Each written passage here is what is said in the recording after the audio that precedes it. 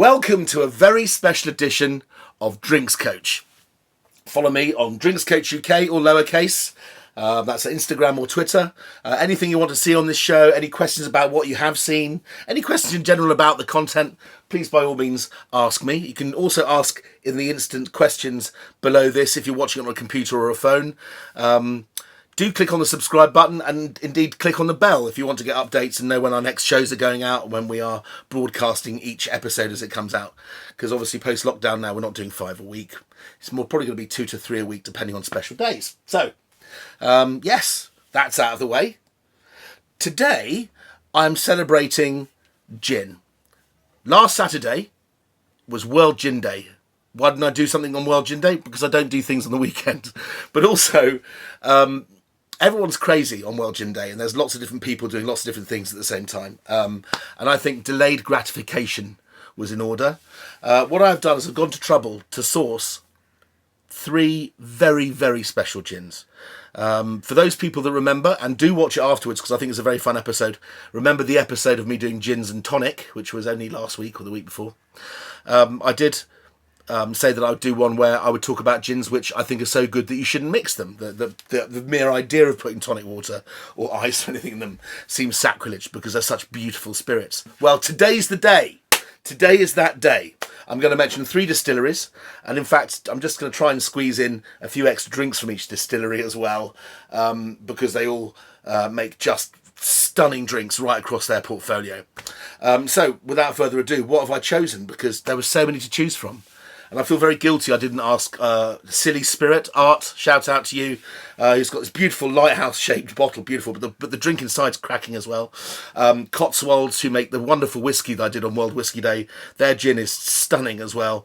No, so who have I chosen out of the plethora of fantastic gins? Well, I decided to stick to craft gin, and I decided to stick to non-large corporate gin. So these aren't special releases of Beefeater or Tanqueray or anything like that. So what we've got is a gin from Devon, from the lovely fishing town of Salcombe. We have the most exquisite gin made in the Dyfi Valley biosphere, just south of Snowdonia National Park in Wales. Story to be unfolded in due course. And we're finishing with something which is really quite stunning. Tip top, it's come 5,000 miles to be here. This is from the Kyoto Distilling Company in Kyoto in Japan, and it's actually not made from grain as the other 2 are, but in fact it's made from a rice spirit. So if you like your shochu and you're into your Japanese flavours, what's extraordinary about that drink is it just tastes so Japanese on top of everything else. But precision doesn't cut it with these drinks. These are all absolutely exquisite drinks. And at the end, I'm going to make a nice little martini to show you how easy it is. Okay, so first one. Salcombe, they make a whole range of drinks. They do some seasonal specials, which are very special, sometimes in conjunction with gastronomic enterprise. I went to the launch of one with Monica Galetti from MasterChef Professionals, who's one of the nicest humans in the world. I met her when we filmed together on BBC Food and Drink when I was co-presenting with Tom Kerridge some 5 years ago now. Oh, some ice down there.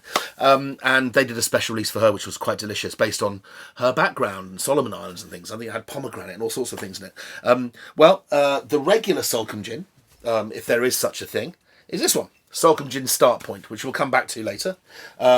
Made with a handful of botanicals, about 11 of them, but in a way that I'm particularly enthused by. I can't help feeling with their straight gin that there's a sense of brininess about it. I mean, the distill is right on the waterfront, but it's probably imagination. But they've managed to create this drink, which I think with very judicial use of certain botanicals I like a hint of licorice, create this broad, very, very martini friendly gin. So we'll come back to that. This is the other gin that they're currently selling as an all year round product, and I wanted to bring your attention to this.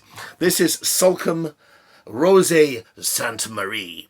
Now, I don't know if any of you out there like watching the brilliantly humorous, very clever TV show on BBC, Death in Paradise. I think I've featured it or mentioned it at least twice before on my channel this year. Well, I saw an episode the day before yesterday. In fact, I think it was episode 1, series 1, or possibly episode 2, series 1, but I think it was the very first one. And in it, in the island of Sainte Marie, which is the name of the island on which they filmed the programme, the people that were responsible for the murder were a family called Lord and Lady Salcombe. So Salcombe, Rosé, Sainte. Coincidence? I think not. Could somebody let me know what the story is? Because Sainte Marie is actually named after a lighthouse, a very famous lighthouse in the Mediterranean, the Provence, and there is a true story behind it all. But I just think there's too much of a coincidence that my favourite show featured the name of my favourite gin and the name of the actual gin itself in the same breath, in the same script. So somebody's not telling me something. Right. It's pink. Can you see that? It's the most beautiful pale pink. I haven't really got a background to show it, but it's the beautiful colour of rose petals. And in fact, the botanical structure is a little different from their regular gin. And in the Rosé Sainte Marie gin, you have a little bit of strawberry, and there's also rose petals, both of which produce the most hauntingly delicious, straight up and down digestive gin. Let's have a pour. Put it in a nice glass. This is one of my spirit glasses. Quite lovely this is. This is a real turnaround for me because, as you know, I'm not really into my flavoured gins. I mentioned Hedgerow Gin from Yorkshire, which do a great job, particularly when you make it with a rose tonic and a gin and tonic, for any of those people who want to go back to the gins and tonic episode and see it. But this... it's divine. Also, there's a very, very clear aroma of very expensive oranges. I love citrus. Sometimes people go overboard with it. Lemon is very common in gin. Lime slightly less so. And I think in the Salcombe regular, in the start point gin, I think it's lemon lime. But in here, I can definitely smell this kind of melange of rose and orange water, and which is just makes your mouth water. So how much are you paying for something like this? Well, all these drinks I looked up online. They're all available at some point or other, I think, with Whiskey Exchange or Master of Malt. I think in Whiskey Exchange at the moment, these both gins are £40 a bottle, which is expensive. I think you'll agree. £40 for a bottle of gin, but not as expensive as others. In fact, not as expensive as the other two I'm going to show you. But we're talking about very serious stuff here. They're expert distillers with the most extraordinary still. They've been doing it for a while. There's a lot of thought that goes into what they do, and I just think it's just a wonderful thing to follow. They're always doing something exciting and different. And if you do like the English Riviera and want to pop down to the Devon coast, they have fantastic facilities on site. You can do tours of the distillery. You can do a how to distill. You can blend your own gin. You can eat beautiful food there. They do nice teas. It's just another reason to go to one of our most beautiful counties. So,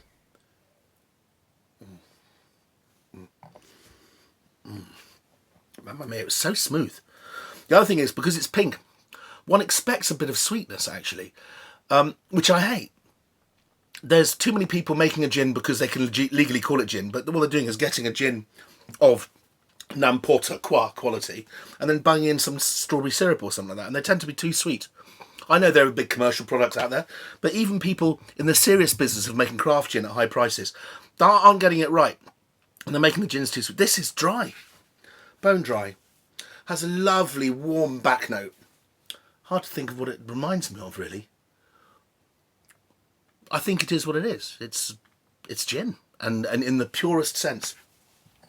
Very, very beautiful drink. And at the end, we'll make a little martini out of the other one. Mm-mm. Which brings me on to a gin which I'm personally extremely in love with, that I've invested a lot of time with. Shout out to you both, Peter and Danny Cameron of the Dyfi Valley Distillery. I saw the rolled stills. They start off with a small still, then they went to a still which I believe they got from a technical micro distillery supplier in Washington State, I think it was, if I remember. Very, very clever still, which they could change the height of the column and bits and bobs. But now they've got this incredible still, a still that I've only seen in places like Rochelle in Switzerland, who make apple schnapps that cost 250 quid a bottle. And it was either a Meyer or a Christian Carl still. They use a Christian Carl still in Japan as well. It is the last word in copper pot stills. And what's wonderful about it is you can make a London gin, because in the swan neck there's a diverter, there's a bypass with a basket, so you can put things like juniper and stuff in that basket, and then you can do what we call a Carter head distillation, and then use all the other botanicals in your drink, and some use many more than others. In this case, 27 different botanicals in this particular gin. 3/4 of them are just stuck into the gin and macerated, and then the distillation takes place. But some of them are put into this wonderful basket. It's a very clever way of managing exactly and precisely how much aroma and flavour goes in, so there's no over extraction, and it's the last word in distillation equipment. The equivalent in wine would be the Cockard champagne press. If you hear somebody's invested in a Cockard champagne press, like for example Hambledon in Hampshire, you know they're serious, because nobody spends that kind of money on a press unless they're trying to make the best sparkling wines in the world. So what are these guys doing? Well, they're in the Dyfi Valley biosphere. In fact, Peter is the next door neighbour of a very dear friend of my wife and I's. In fact, this friend is the mother of my wife's ex-boyfriend. Shout out to Eddie, love you man. And they forage for most of these botanicals. I think there's 27 botanicals, 20 of them are foraged, I think it is. I wrote a list here. You've got meadowsweet, elderflower, hawthorn flower, there's fruits like rowan berries, there's bilberries, but there are some aromas and flavours in here which I absolutely love, and the two signature characteristics in this particular gin are bog myrtle. Yes, for those people who don't know what bog myrtle is, sounds weird. It's an extraordinary leaf botanical, has the most extraordinary aromatic, and the other one that I was thinking about is has little Scots pine nips. As the Scots pine needles start to grow, when they're just tiny and they're almost sweet to eat, there's a few of those in there, and I imagine that you have to be very, very careful how much of that you use, because like ginger, a little goes a long, long way. So, who are these people? Well, the Dyfi Valley Distillery have a London dry gin, which is about £30 a bottle. This is £35 for Master and Malt at the moment. This is a ½ litre bottle. That was 70 cl. So remember, if you pro-rata that up, pay peanuts, get monkeys. You're paying for a product, but you're paying for extreme anal attention to detail here. The gins they have are so precise. And as I said, this isn't their London dry gin. They in fact have 3 other gins. And this gin, I think in 2017, won World's Best Gin. Shout out to McCuntleth and all these tiny little towns of beautiful produce in mid Wales, just north of Aberystwyth. This is my Spirit Port glass. Oh man! Oh my god! Every time I smell this, it just makes my hairs in the back of my neck stand up. Makes my brain fizz. So the London Dry Gin is a regular London gin. Again, using a diverting still. This is called Pollination gin. It's made from things that grow in spring. They also make a gin called Hibernation gin, which is made from things that grow in autumn, before the hunger period. And then it's laid in a white port pipe from Newport, the famous port house. There's been an addition to the list. I think this is in Whisky Exchange at £46 for a ½ litre, remember. And it's called Navigation Gin. And this gin is at Navy strength. There's a gin at 57% alcohol. Yes, I finished it. Sorry, Peter, I couldn't help myself. Unbelievable drink. And it's also been rested in a Madeira cask. So we're going to the same levels of skills as any of the great malt whiskies in the world, or any of the great bourbon producers. This is state of the art. Nobody makes a better tasting gin, in my opinion, or a better distiller, in my opinion, in the whole of Great Britain than these lads. So well done, Danny. Danny's worked in the wine trade. We've known each other for a long time, all over the world. He's worked in Scotland a lot. But Pete is the man sitting there with the pen and paper in this distillery virtually every day. But thanks, guys, and thank you for sending the gin in. So I can't put in any stronger words. If you like gin, you like drinking on its own, or possibly with soda. Maureen Downey, Mo, a friend of mine, she loves doing that. Doesn't like tonic in her gin. This is unparalleled in my opinion right now. I haven't tasted every gin in this country, and there are lots of others, but this is very, very good. This is getting quite long. Hopefully we'll finish this within 20 minutes. Coming on to well, I'll just show you the bottles first. That's the Salcombe Rosé de Sainte Marie. I'm trying to say that in the way they do it on the TV show. Pollination gin from Dyfi Valley Distillery. I can't can't get a higher score than that. I think it's just stunning. So then how is it possible to have a gin that's even more grand? Well, it's a question of the risks you take in life. What a beautiful, beautiful bottle this is. Kyoto Distillery.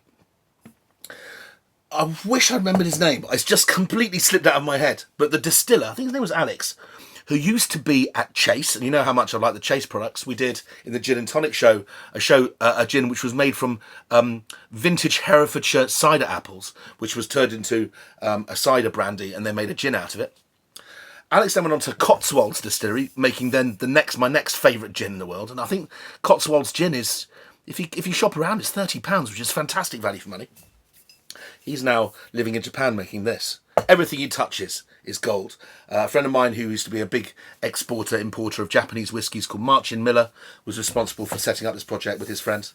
And I don't know what to say here. This is English Navy strength, which is 54.4 or 54.5%. Mostly Navy strength is usually 57%. And I thought I'd take the time, even though this is quite a long show, take a time to tell you what Navy strength means, because I was in the wine trade for a very long time before I knew what it meant. You probably find rums. Woods 100 is a Navy strength. Rittenhouse, bottled in bond is 100, which is Navy strength. I don't know if it's a coincidence or not. You've got Wild Turkey 101. But lots of rums particularly, because rums, obviously, in the triangle route of marketing during the slave trade and the cutting of cane and stuff by the British Navy and the French Navy and everything else, there was a lot of rum knocking around, okay? And Navy strength means, on a naval ship, there is a legal requirement that all liquid that can potentially put out a fire or actually dampen and make the gunpowder ineffectual on the gun deck has to be below deck, has to be in the decks below, very difficult to get to. Any liquids that were transported on the ship had to be of Navy strength, alcohol strength. So if the rum was poured into the gunpowder and they were in a battle, the gunpowder would still light. And that is 100 proof, which is 57% or 54 point something is the very, very minimum. But that is the reason. Navy strength means you can carry it on a ship without risking stopping the guns from firing if there was a battle, which is fascinating, I think. And a lot of people have told me lots of things, but that's the actual truth. 54.4. This is made from rice, so shochu. It's got some very unusual botanicals in here. We've got things like bamboo leaf. We've got I don't think there's ginger or anything, but I think there's it says Sancho green tea and another green tea in there. There's yuzu. I don't know if you've come across yuzu. Yuzu is the most exquisite citrus fruit. Very, very perfumed. It's like a lime made love to a Meyer lemon, and then they rolled over and fooled around a little bit with the bergamot. And it's just got these wonderful, complex citrus aromas. So without further ado, let's try this. Remember, this is 54%. This is not pissing around, okay? So crack. Oh, I've been waiting to try this all day. I'm so excited. This is fantastic. Look, I'm sure you can see from my enthusiasm for these drinks. Cognac, Calvados, rum, whiskey, all have their places in life. And the best of the best all make your head spin and make your skin shiver. And they can do wonderful things if you're really into flavours like I am. But don't think gin isn't capable of reaching those heights, because it fucking well is. Okay.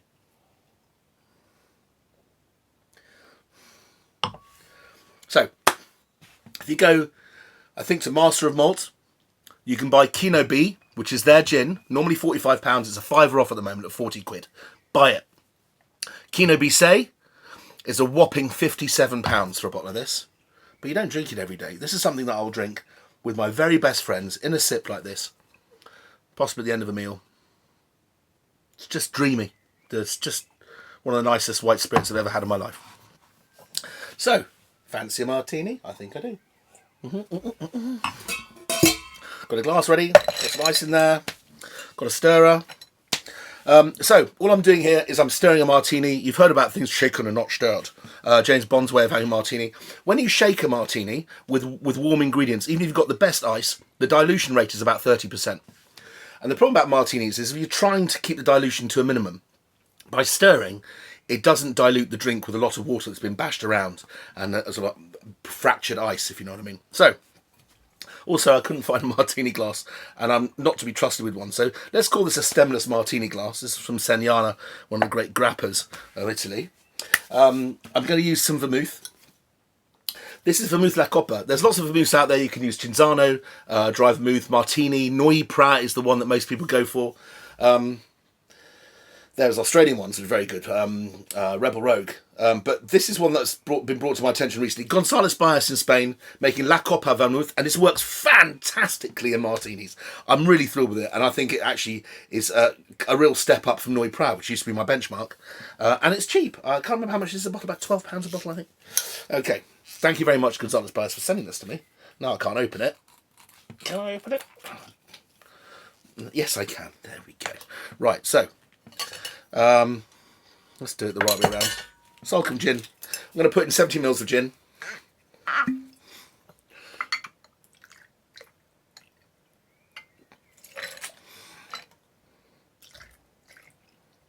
Oh, a bit more than I said. That's to 90 there. Then I'm going to put in about 8 to 1. So I'm going to put in about 10 mils of vermouth. That's also half of a chigger. Like that. That's all you need. It goes a long way. I don't mind it being a bit wetter and less dry, but there we are. So I'm just going to stir that. The stirring process, as I said, means you end up with a lovely ice cold martini, but you just don't get the dilution. Expert drink. Now, as I'm doing this, I've made a lovely garnish. It's a bit of a strange garnish. But because of the oranges that are in San Maria, I was inspired by this. But the brininess of this reminds me of an ombra, like drinking a sundowner in Venice. It reminded me of drinking a Campari or a Chinar Spritz, which is made from an artichoke liqueur. What they do is they don't put ice in the drink, but what they do is they give you a slice of orange with an olive together, which sounds weird, but it fucking works. It's absolutely delicious. So what I'm going to do is do the same thing as martini. I think it's going to work very well. So I always need 3 olives. I'm a real glutton for olives. And there's a bit of orange rind in there as well. Just give us a quick stir. Needs about 30 seconds, I think, but you probably don't have that much time. Then I'm going to hawthorn strain it through a tea strainer. That's called double straining. Because when you make martinis, especially if you shake them, lots of brittle bits of ice come off and it can ruin the look of the drink. So we're going to strain it twice. Lovely oily martini there. Okay, let's put that in there. Put that there, that's out of the way. I'm just going to add a little bit more orange rind to the surface of a martini. Let's try this.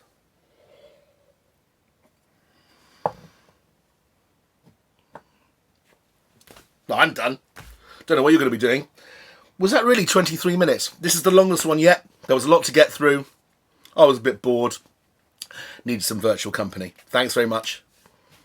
See you next time. Cheers.